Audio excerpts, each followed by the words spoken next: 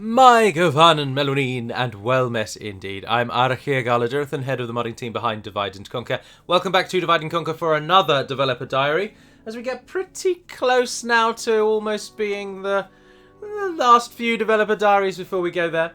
I'm going to start with this screen today because we don't have very much to talk about today. This one I do not think will be very long, but I want to keep you abreast of the changes to keep you all invigorated with Divide and Conquer, as we do indeed approach the release of what will be, as you can see at the top, version 3, not 2.3. So, first things first, you'll note on the left-hand side of the screen, we have been able to significantly improve the quality of this map. It happened by accident, really. I was just playing around with the size of the map and seeing the lowest size I could go before the game just didn't show it. Or the highest size I could go before the game just didn't show it, because this map that I have here's original dimensions are 3200 by 2700 or something like that, and when you put that in, it just displays nothing. The whole screen is black. But when I brought it down to 1000 by 1000, it's kept that quality, and as you can see, the overlay works fine. However, when you click on about 4 factions, did you notice that brief flash? That is now a side effect of having these higher, crisper resolution maps. But I don't think that matters all that much, really, because it is just a brief flash on the 4th selection. But anyway, so new menu map there. There's obviously the new border screen, just so that you'll know you're on version 3. That's the only reason why we changed those. It's a key indicator that you've installed correctly. So those have been updated. Some minor points while we're on this screen as well. Mordor have been renamed to Mordor. They are no longer called the Shadow of Mordor. I always thought that was I mean, it's a bit of a personal change. If any team member has a real objection to it, but we did talk about it a while back, and I just implemented it now. And likewise, one of the ones I really wanted to do, and part of the reason why I renamed Mordor, is Dol Guldur are now called Dol Guldur, and not Shadow of Mirkwood. There's oftentimes there'd be confusion with the Woodland Realm being called Mirkwood, and Dol Guldur being called Mirkwood. So now we've got Woodland Realm and Dol Guldur. No mistaking the two. And with getting rid of the Shadow of Mirkwood, it seemed fitting to get rid of Shadow of Mordor as well, and just call them Mordor, which is, I think, better. Also, the last thing is that obviously we cut a lot of event videos from Divide and Conquer, and we re-released those as a submod if people really wanted them. But certain factions, even if you didn't install the submod, you would then get videos from the vanilla game. We have now made it, or I have now made it, as I made the change, so that if you remove the faction intros, oh sorry, I don't know why I've just said that. I've made it so that there are no videos now whatsoever. Unless you install If We Bother with a submod for the event videos. If you get that, then there will be videos, but now there will be no videos whatsoever. So if you click on, a key example is Dorwinian, who are Byzantium, and I keep wanting to call them Byzantium. Their video, now, there is no video. Whereas previously, if you had the event videos, they would have a Byzantium event video. But now there are just no videos whatsoever. So unless you get the event video submod, there will simply be no faction introduction videos whatsoever, which is better. It takes it doesn't make the immersion break as much. And lastly, I am going through and rewriting the campaign descriptions, and just kind of improving upon them, as a lot of region changes have occurred. But also, something that Lord of Links mentioned that I agreed with is, because I removed units from the green book, so the green books no longer say what units are where. There are certain very rare units that now you may not have any idea where to train them. A key example of this, if we go with Northern Dunedain, is the Steel Bowman. So what I've done is I've put the little bit of lore information about each faction at the top rather than at the bottom, and then there's a brief little bit about where you start, and then there's a brief little bit about what you can do in the early game, and then it gives you a full military overview of your faction. So rather than, because obviously we took away the strengths and weaknesses, so I thought I'd give a clearer military overview, going into a bit more detail. And then finally, the special features. So this will list any sort of unique scripts, like Heartland Recruitment Restriction for the Northern Dunedain, and of course the Beacon of Hope. And then it will also give you, just at the bottom there, I need to introduce another space there, which, this is a work in progress, don't worry. There will be a clear break. And lastly, there'll be a rare units section. So for Angmar specifically, I haven't written theirs yet, but it will say at the bottom, for example, where you can get Barrow-Wights from. So it won't cover your just generic AOR units. So if I went to Dol Amroth, for example, it says, I've put Knights of the Silver Swan in because they don't actually have any units that you wouldn't know how to train. So it's only for units, really. If the faction doesn't have any that you don't really know how to train them, then it would just be a randomly chosen AOR unit, or the specifically rarer units. But if they do have a unit that is generally really unknown, so I think I've written Dale's, many people might not know that Dale can recruit the Minas Ithil Guardians. So I've popped that there so that people now actually know. And lastly, you'll also know if the nation can actually train boats. I've also put a little line to say that. So those are the changes for this screen. Now we'll jump onto the campaign map and we'll have a look at what has changed on there. Welcome then to the campaign map, and we'll start with campaign changes. And again, a bit of an Angmar overload over these past 3 developer diaries, but we'll start with Angmar. So, Angmar have had quite a few changes. First and foremost, Lord Skuld now has his own unique image, and he no longer just has a generic Northman image. And his bodyguard now are the North Guard. Which is always very good, so he's quite an elite unit now for you. Additionally, the Angmar Spy and Diplomat have now been given the human designs, and they've been given these darker colour schemes. Previously they had the Orc ones, which of course was a bug, so thank you very much to Brasidas for pointing that out. So now you do get human spies and diplomats, and they both have a darker texture, courtesy of Hummingbird. So they are more fitting with you.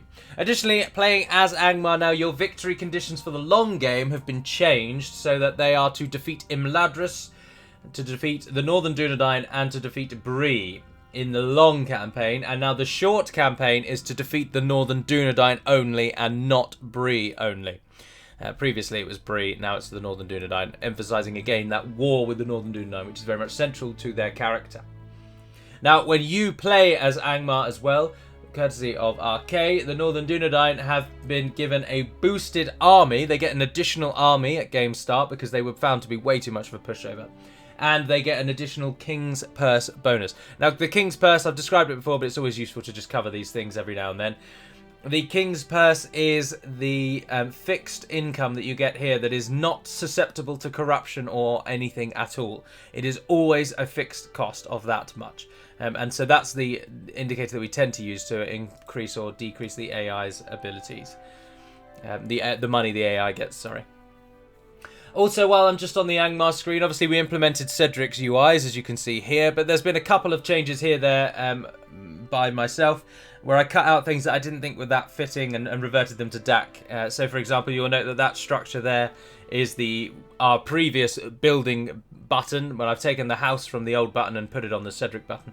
I need to move that finance screen just across a bit because it's cutting out and displaying a sort of black line. But there's a few other bits and various changes like that throughout for each of the UIs that we've taken from Cedric. But they're not really major enough to show off in a developer diary. You'll also note there that we've reinstated the old DaC buttons and DaC experience icons. So those there, because they are a big improvement over the Third Age Total War ones. So it was fitting to change those as well, because I had to merge those together with Cedric's changes. So there's some changes there. Right, that's Angmar then. Moving on to Khazad-dûm. If you play as Khazad-dûm, then you will now no longer... If the AI is Khazad-dûm, they are no longer allied to Dale, the Woodland Realm, Lothlorien, or Anduin. So we've removed all of those automatic alliances that are there so that when you play as Khazad-dûm, you can walk through their lands with ease. So now the AI version of Khazad-dûm might be a little bit more willing to attack certain places now because they're not ham-fisted into doing various things, given that they're allied to 4 people around them. In that same vein, Khazad-dûm, whether you play as them or the AI does, they are no longer at war with Dunland at the start of the game. In theory, it was a cracking idea. In practice, it doesn't really change or do anything, and it just hampers both Khazad-dûm and Dunland for giving them an extra enemy that they have to be considering whenever they do anything. So that is gone. Another really behind-the-scenes modding change, but I'm very, very happy with it, is that the forest, mountains, desert, and grassland hidden resources that decide how quickly your units will train have now been assigned correctly. So mountains will now only cover regions that actually have mountains in them, and not regions, for example, like Alkfud, which previously was a mountainous region, purely because it's got some hills in it. So hills do not count as mountains, so now you will get a clear idea of looking at a region and thinking, oh, it's mainly mountains, it's a mountainous region. Additionally, forest, of course, has been applied accurately, so anywhere that the majority of the province is a forest now has forests. So, for example, you might think that this region over here should be forest because it's got a large forest here, but when you think about it in terms of the entire province, it is a grassland region. So, the forest provinces are very few and far between, actually. Obviously, all of Mirkwood and the West Wold has been made of forest, but they're not very common. And likewise with desert. Desert is now only really everything south of the Rhun, and going across Croque-Mahur, I think, is not desert, and it follows then that river there. So anything north of that is not a desert anymore. Although I think Cand may still be as well, where you can actually see the visible desert. But anyway, so desert is really rare, forest is very rare, and mountains are very rare, and grassland is basically everywhere. So those have been assigned correctly. Moving on, playing as Imladris, if you take Ostinethiel, it is now no longer ridiculously difficult to get the Gwaith I Myrdain, the Jewel Smith's Guild. The requirements have been lowered, so now it only requires a town, because let's not forget Ostinethiel now starts as a village. So you've only got to upgrade it to a town, and then you've got to just build the second tier of Blacksmith, you've got to build the second tier of Town Hall, and you've got to build the second tier of the Mason's Hall, and that's it. So you can get it much, much sooner. It still costs an absolute arm and a leg, but in addition, the ruins of the Gwaith I Myrdain, which is present in the town from game start, that now has, and I think it was, I can't remember who gave us this idea, and I am terribly sorry for forgetting your name on Total War Center. Skolzy, I believe it was Skolzy. Suggested this, and I thought, yeah, that's a cracking idea. So the ruined version of the Gwaith I Myrdain gives you a 5% population boost, it gives you a 20% building cost reduction, and it gives you a 15% building time reduction. So it is a significantly useful building for the AI and for you if you are elves. So it applies for both AI and player, but you've got to be one of the 4 elven factions. Once you upgrade it to the second tier, it loses all of those bonuses, but you then get, of course, the Noldorin Smiths, or whatever they're called, Eregian Smiths. It now gives a fixed income bonus of something like 250, so it's a really good money maker. And it also upgrades, obviously, all of your armor. So that's another good little feature of the Ostinethiel. And now, speaking of armor for Imladris, I haven't implemented it yet, so I can't show you it, but it's... in the next developer diary, it should be there, so I can show you it then. But I can tell you what it's going to be. Courtesy again of Skolzy, the Eldarinway archers, spearmen, and swordmen, and cavalry. If you upgrade them at the Gwaith I Myrdain to the highest possible tier of armor for Imladris, they will now take on the silver Imladris Guard design. So the unit that the Noldorin archers, the upgraded Noldorin archers that you saw from the top 5 Elven Archer video, they now have that design. So if you've upgraded your Eldarinway to the very top tier, they'll now look like your most elite units. Now, there was concern that this might make your army look too uniform and everything just looks the same. But given that they can only upgrade in this one location, and they take ages to train anyway, I didn't think it mattered all that much, really. And that applies for both Imladris and Linden, but of course Linden rarely ever gets Eregion, so... But it's worth mentioning. Additionally, Dol Guldur and Lothlorien are no longer set to be permanently at war when they are controlled by the AI, so that A, that message won't pop up, and B, they're just no longer permanently at war, but there may be alternatives of that might come in later. Right, and now we can look at some lovely visual changes. First and foremost, we'll start with Rhosgobel, which has been given a unique CSM, courtesy of the Elite Dwarf, of course, and so it now blends in perfectly with its forest surroundings, and it matches the battle map excellently. And it looks damned good, if we do say so ourselves. Let's turn off those for you. If you press scroll lock, apparently, it turns that off. Yes, it does. So there you are. There's Rhosgobel blending in with the forest around it, which looks very, very cool indeed. Speaking again of resources as well, the Barrow resource has been edited by the Elite Dwarf to be no longer really very green, and it now has a dark rock-like look, or it's a light grey, obviously, but it no longer has like the green trimmings which it did have before. So now it really represents the undead as it should. Another change from the Elite Dwarf in the past few days has been some various texture changes to the Argonath, reducing their file size significantly by smoothing them over and just kind of generally touching them up and improving them as much as the game engine will allow, and also reducing their size so that they weren't too relatively insignificant features of the map in truth, because how often do you really look at them? But yeah, they took up a massive amount of file space, so that was a welcome change. Also, we welcome back to the beta testing team Monstero, who has various submods with Divide and Conquer, and he used to be one of our chief beta testers. And he has indeed returned, and he's assisted us with a few scripts. So fixes for Gundabad, who previously did not have a money script, which was causing them to be absolute garbage in our testing, because the AI has a script that means it can never go bankrupt, because the AI doesn't understand the concept of bankruptcy, so it cannot avoid it. So it constantly goes bankrupt. So it needs a script to stop that, and unfortunately we hadn't given it to Gundabad, and that's why they were doing so badly. So that's good. Also, Monstero has ensured that the Khazad-dûm script now works. There were various oddities with where the region changes had been made. Those had been resolved, but then there'd been problems with where the fixed battles take place, and Monstero very kindly fixed those for us. He also took the logical and welcome step to replace certain armies with more lore-accurate armies. So a Gundabad army will now attack you on the Anduin route at a certain point, rather than a Moria army, and likewise a Dol Guldur army will attack you on the forest route rather than a Moria army at a certain point as well as again. Because, of course, Moria are now just Moria, and they are no longer the goblins of the Misty Mountains. So it was rather unfitting that you were attacked by Misty Mountains, or by Moria, who are actually now miles away. So Gundabad stepped into that. And we thank Monstero for those changes. Monstero, as I say, does have various submods available on Total War Center, and I would urge you to have a look through them if you fancy some changes specifically for Rhun, and then a few miscellaneous ones as well. The last two things then before I show you the battle map, which unfortunately is just a few visual tweaks, there's no new units, is that the Snow Orc Spears from Gundabad can now be recruited as mercenaries in Litash, which is this one, Shadun, and the Old Witch Realm, Khazad-dûm. So in these three provinces, any evil nation, but that will almost certainly always be Angmar, they can recruit them as mercenaries in these three provinces, which is nice. So Angmar do get the option to having a few orc units on foot in their army, but they make up a very small percentage of their armies. And of course, because they're mercenaries, they're very rare. Lastly, if you're playing as the Woodland Realm or Lothlorien, of course, you have the option for the Elven Alliance. And previously, the Elite Dwarf noted that you don't really get given any information about this. So a little message has been written at game start that pops up and explains what we've dubbed Yavanna's Union. And it explains how the script actually works and what you should try and do to get it.